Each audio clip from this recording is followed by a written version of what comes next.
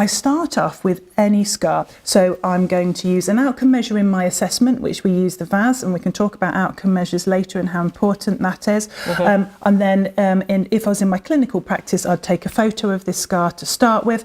I would then obviously attach it to the clinical notes because all my notes are online. I would then, so you've used the VAS, you've used the photographs, I'd then photograph in standing and supine because the scar will look different. I then put a slight oil over my hands. Also be careful that your nails are short because obviously you don't want any catching of the skin, and I would normally remove all my jewellery here. And I start with a bit of oil over the scar. I'm going to then just cover the scar lightly. And also what I didn't do, I didn't say, Ruth, you are happy that I touched your scar, aren't you? Yes. I know I already asked you before, before we started. Fine. But really, that is good practice. You should always ask before. So yes, I'm going to cover. Now, what I love to do, first of all, is actually feel the scar under my hands, fingers like so. Does that feel okay, Ruth? Yeah.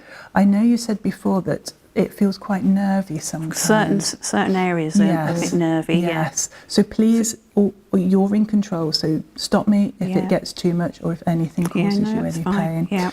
And all I'm doing is really feeling how the scar feels. So we're just sliding in the direction of the scar over the tissues like so. I'm almost pinning one end and then going over the scar like so. Now, interestingly enough, before we started, the scar was obviously more red than it is, than it is now. Now, obviously, this will start to pink back up as we're working. But what we're trying to do with the moving of that tissues, I believe we obviously create some movement with that scar tissue, and what happens is the lymph and the blood flow are able to circulate a little better. So that's sliding and gliding sliding again. And gliding, on the scar. You can call it slide and glide, pin and pull.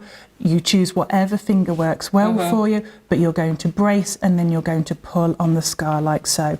And you can really, well, you can see with your eyes, make a difference to how you can blend that in.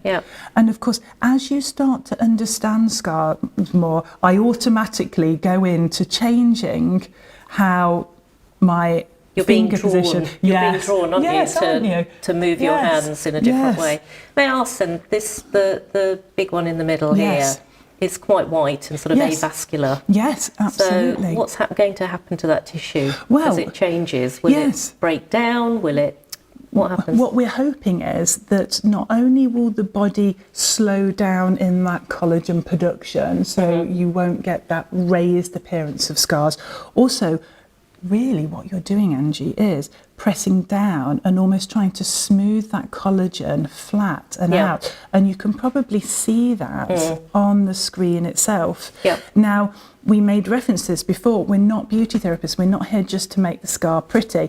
Of course, the scar will change, hopefully aesthetically, as we're treating. But also we've learned that Ruth's number one problem is that tightness and that pinning and pulling.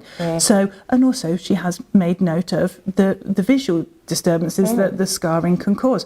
So if we can actually get a little bit more blood flow into that area, a bit more lymphatic flow into that area, then we can make a huge difference in the way it feels, the function and feeling of that scar.